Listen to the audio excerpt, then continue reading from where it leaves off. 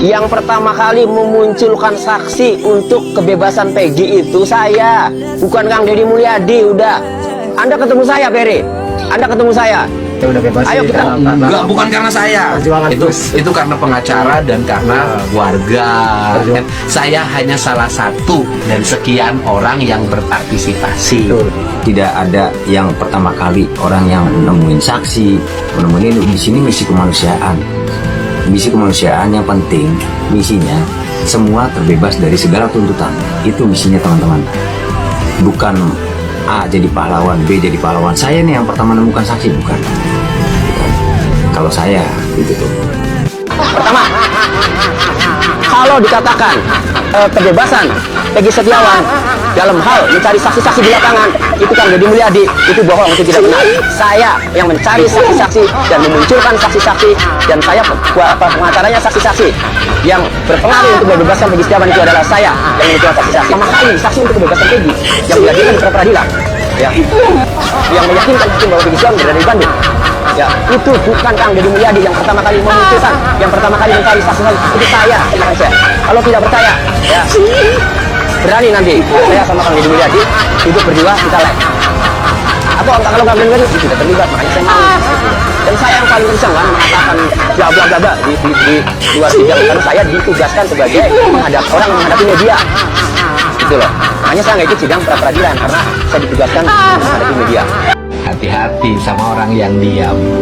Hati-hati yang sama orang yang sering kita lecehkan, kita hinakan, kita remehkan. Karena di balik kediamannya ada kekuatan yang tersimpan. Pandangan Peggy telah komunikasi dengan Kang Deddy. Suara netizen cepat direspon.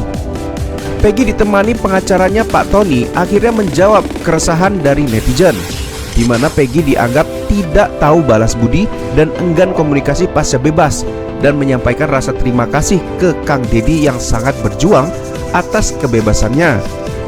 Menjawab keributan tersebut, Pak Tony pun menghubungi Kang Deddy pada tanggal 24 Juli. Namun tim Kang Deddy menjawab saat ini sedang sibuk dan 5 hari ke depan masih fokus di Jakarta, baru bisa ditemui. Sehingga terjawab sudah keresahan dari netizen.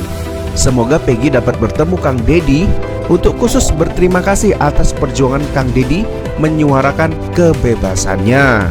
Ya, mengenai fenomena-fenomena beda-beda pendapat apa itu sudahlah diakhiri. Ya, yang penting saya sudah menjelaskan semuanya, dan itulah yang terjadi sebenarnya. Kalau mengenai sikap dan seterusnya itu yang subjektif, dibahas nggak ada habisnya. Ya, daripada terpecah belah, masih mendingan kita fokus bagaimana bersatu berjuang menyuarakan keadilan untuk 8 terpidana. Satu Sakatatal, ya, yang sudah bebas namun statusnya kan masih terpidana atau bersalah. Yang ke-7 orang adalah terpidana yang memang masih menjalani hukuman seumur hidup. Bagaimana yang penting kita bersatu menyuarakan, berjuang, ya, berusaha, ya, memperjuangkan keadilan buat 8 terpidana.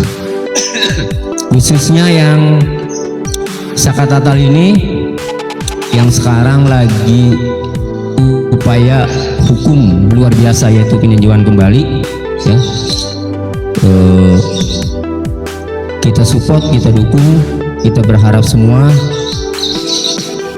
permohonan PK-nya bisa dikabulkan. Nah, jadi kita suarakan bagaimana bisa dikabulkan permohonan peninjauan kembali Sakatatal. Memang saya tonton kemarin sidangnya itu, ya, PK itu hukumnya ada 10. 5 diantaranya adalah kaitan dengan kecelakaan kerja, kecelakaan lalu lintas, laka lantas. Namun yang lainnya itu ada kekhilapan hakim, ya, kemudian kekeliruan hakim lah, ya. Nah, kita berdoa saja, ya, itu semua diserahkan kepada hakim nanti yang memutus, hakim agung yang memutus.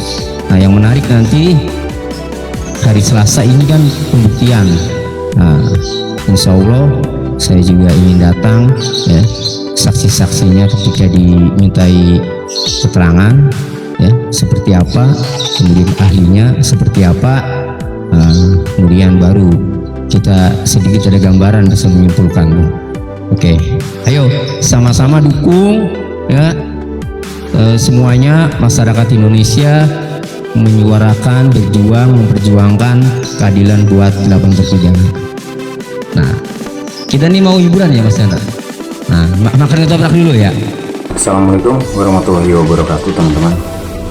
Saya di sini mau klarifikasi lagi nih. Tadi saya disuruh teman tuh suruh cek live-nya Pak Tony, teman-teman. Dan di situ saya ingin meluruskan. Dan Pak Tony kalau pengen ketemu saya nggak apa-apa, gitu. Kita bicara apa adanya di situ, dan saya bicara apa adanya di situ. Saya singkat aja ya teman-teman ya. Pada saat itu, ini saya meluruskan ya teman-teman.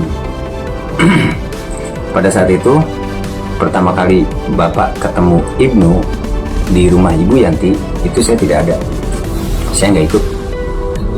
Dan yang kedua itu baru saya ada pas Ibnu rame tuh, lucu-lucuan kan di situ. Ibnu 2 kali atau apa gitu tuh pas kerja di Bogor kalau nggak salah. Itu Ibnu saya yang jemput, bener Ibnu saya yang jemput.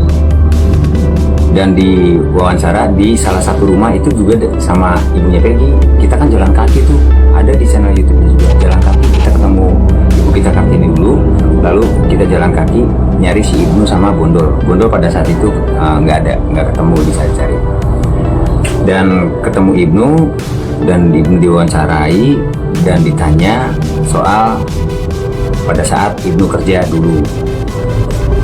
Terus Ibnu minta nggak punya HP, terus dikasih HP tuh, dikasih uang sama Bapak untuk beli HP. Dan Bapak menawarkan pekerjaan pada saat itu sama Ibnu, dan Ibnu mengiyakan, mau Pak, mau kerja Pak.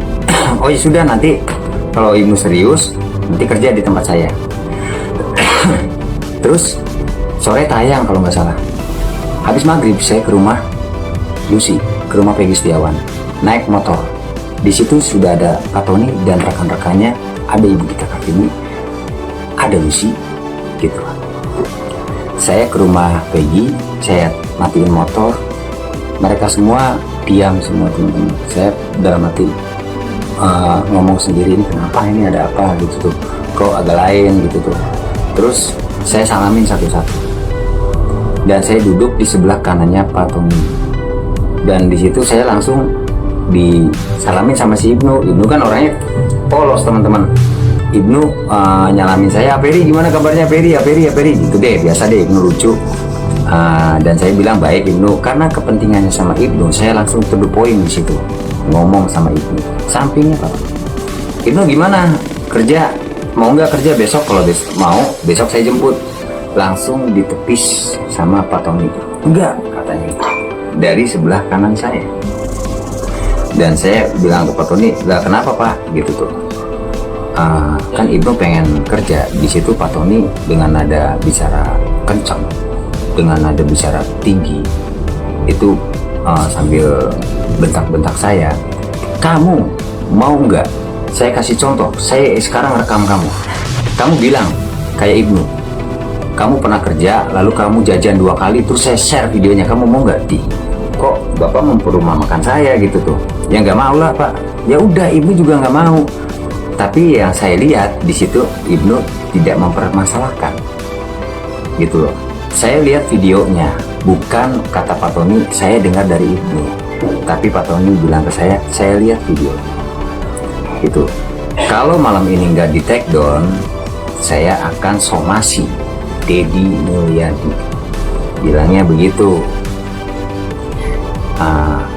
Kata Deddy Mulyadinya ya kata Pak Tony, nggak ada kata Pak, nggak ada kata Kang Deddy. Deddy nyebut nama. Lalu saya disuruh menghubungi Bapak. Saya nggak berani menghubungi Bapak, jadi